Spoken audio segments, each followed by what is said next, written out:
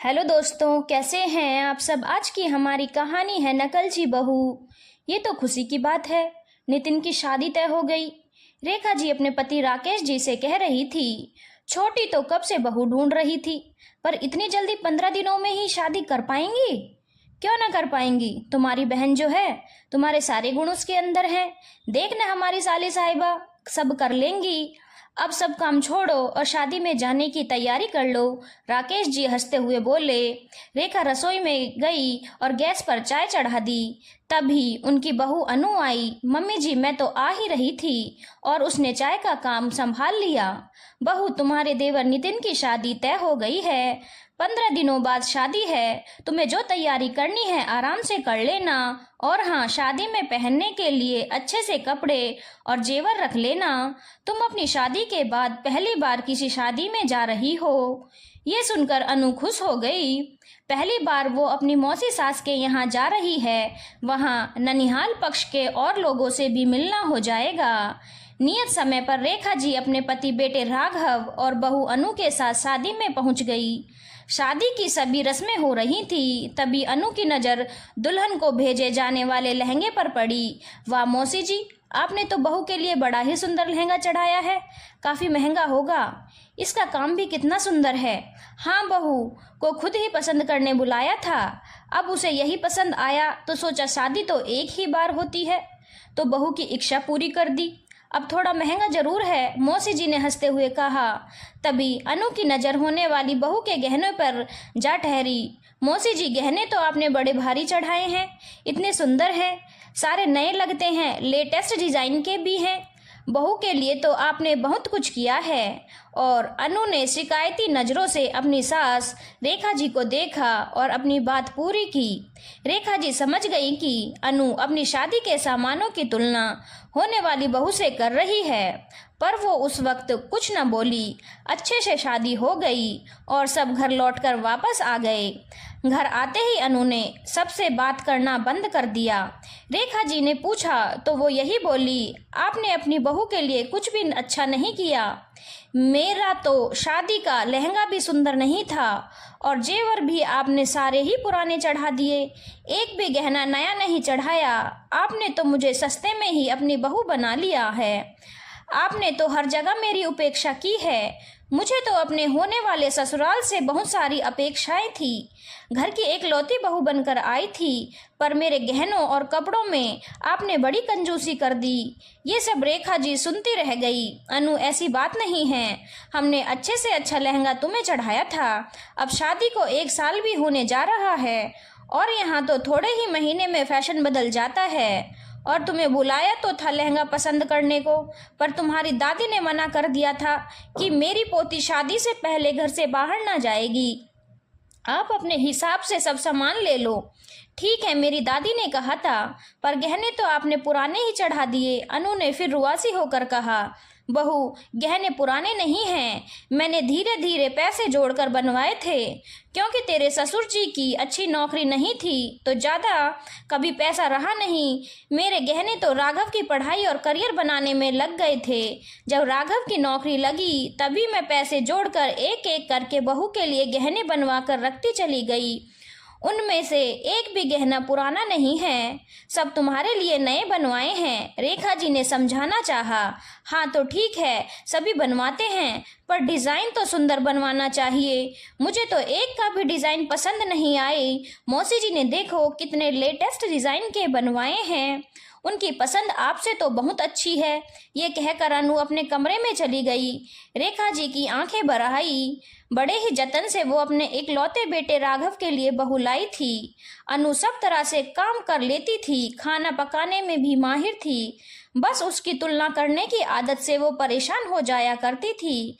कहीं भी जाकर आएगी या कोई भी घर पर आएगा तो वो उससे तुलना करने लगती थी। उसकी इसी आदत के कारण घर का माहौल तनावपूर्ण सा रहता था। रेखा जी काफी सीधे और सरल स्वभाव की थी। अपने पति राकेश जी की कमाई में उन्होंने हर तरह से निभा कर लिया, कभी किसी बात के लिए उलाहना नहीं दिया। उनके घर में चाहे पैसों की कमी रही, पर घर में हमेशा एक सुकून भरा प्यार वाला माहौल रहा है। क्योंकि घर की गृहिणी ही जब मन में संतुष्ट थी तो घर में कभी कलेश नहीं होता था। वो कभी अपनी आर्थिक स्थिति की तुलना अपनी बहनों से नहीं करती थी। उन्होंने और राकेश जी ने जीवन का हर लम्हा सुकून से जिया है। लेकिन जब से अनु बहू बनकर आई है, घर का सुख और शांति चली गई और अब अनु की तुलना करने की आदत से सभी परेशान हो चुके हैं। अनु कभी भी संतुष्ट नहीं रहती थी। वो काम अपनी मर्जी से करती थी, अपनी पसंद का कपड़ा चुनती थी, लेकिन जब वो अपने से बेहतर कोई चीज या कपड़ा देख लेती तो घर में कलेश मचा देती थी। शादी को 2 साल हो गए। उसने एक बेटी को जन्म दिया। बेटी का नाम पलक रखा। पलक बड़ी ही प्यारी और चुलबुली थी। एक दिन अनु ने राघव से कहा कि मुझे पलक के पहले जन्मदिन के लिए नई फ्रॉक लेनी है और बिल्कुल वैसी ही लेनी है जैसे आपके दोस्त की बेटी ने अपने पहले जन्मदिन पर पहनी थी। ये सुनकर राघव चौंक गया। अनु मेरा दोस्त खानदानी अमीर है और वो फ्रॉक बड़ी महंगी है और ब्रांडेड भी है। वो 10,000 से कम की नहीं होगी और साल भर की बच्ची के लिए इतना महंगा कपड़ा खरीद कर क्या करेंगे? साल भर में वो छोटा हो जाएगा। राघव ने समझाना चाहा। आपके लिए मेरी खुशियां जरा भी मायने नहीं रखती हैं। मैं क्यों औरों की तरह खुश नहीं रह सकती हूँ? अपनी बेटी को औरों की तरह महंगी फ्रॉक नहीं पहना सकती हूँ? अनु रोने लगी। अनु समझा करो, ये तुम औरों से क्यों अपनी तुलना करती हो? महंगी फ्रॉक पहनने से ही तुम्हें खुशियां मिलेंगी क्या? हम एक अच्छी सी ड्रेस वैसे भी ले सकते हैं और हम बहुत खुश हैं। तुम भी खुश रह सकती हो, वो सब तुम्हारे हाथ में है। अच्छा घर है, पति है, सास ससुर भी तुम्हें तंग नहीं करते हैं। जीवन में और क्या चाहिए? पर अनु समझी नहीं और उसने गुस्से में बेटी का पहला जन्मदिन नहीं मनाया। राकेश जी और रेखा जी ने भी उसे बहुत समझाया पर वो मानी नहीं। एक दिन अनु ने गुस्से में पैर पटकते हुए घर आई और रेखा जी से कहने लगी, मम्मी जी अब हम भी नया घर लेंगे। ये घर काफी पुराना सा हो गया है, जगह जगह से रंगहीन हो गया है। उसकी बात सुनकर रेखा जी समझ गई कि आज जरूर किटी में कुछ हुआ होगा, इसीलिए ये भी नया घर लेना चाह रही है। अभी इस फ्लैट में आए हुए 10 साल ही हुए हैं और घर तो सालों साल चलते हैं। उन्हें इतनी जल्दी बदला तो नहीं जाता है। उन्होंने कुछ नहीं कहा और बोली, तुम राघव से बात कर लेना। अनु तो जैसे आज राघव के आने का ही इंतजार कर रही थी। आते ही बरस गई। मेरी सहेली ने नया घर लिया है। बड़े बड़े कमरे हैं, कमरों के बाहर बड़ी बड़ी बालकनी है, सामने पार्क है और बहुत ही शानदार इंटीरियर करवाया है। आप एक बार उसका घर देख लो, फिर हम भी वैसा ही घर बनवा लेंगे। ये सुनते ही राघव बोला, हमारा घर भी अच्छा है, सामने 2 बालकनी है और थोड़ी दूर पार्क है, तो हम क्यों घर बदलें? इतनी मेहनत से मम्मी पापा ने ये घर लिया है, सब कुछ ठीक ही तो है। फिर हमारा इतना बजट भी नहीं है। सब कुछ कहाँ ठीक है? कमरे कितने छोटे हैं। मेरी सहेली का घर देखोगे तो देखते ही रह जाओगे। और हम कहाँ अच्छे से रह रहे हैं। उसका घर, उसके ठाट बाट तो आपने देखे ही नहीं। मुझे कुछ नहीं पता, मुझे भी वैसा ही घर चाहिए ताकि मैं भी शान से रह सकूं।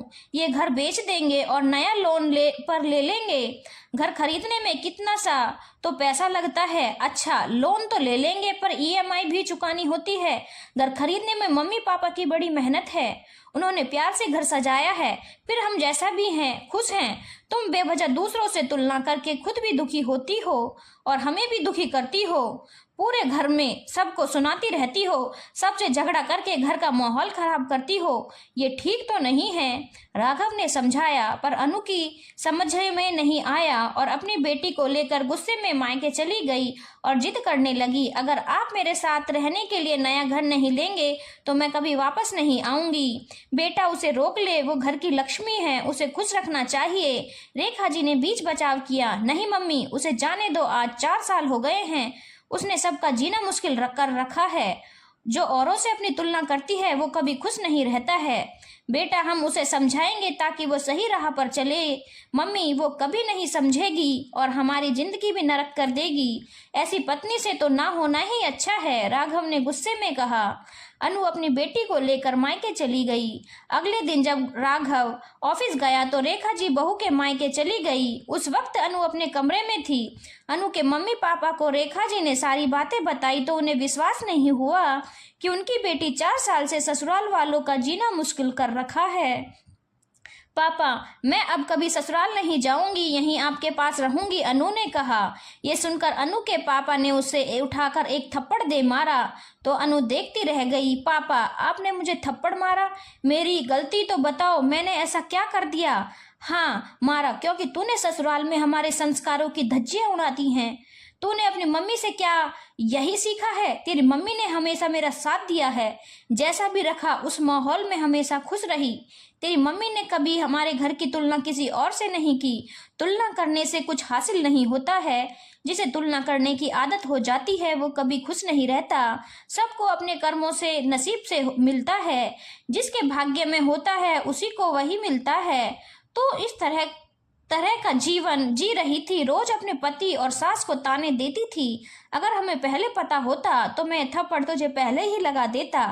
रिश्तों की डोरी बहुत मजबूत होती है, ऐसे ही तोड़ी नहीं जाती। जो तू एक बार जिद में तोड़ देगी तो कहीं की कहीं भी नहीं रहेगी।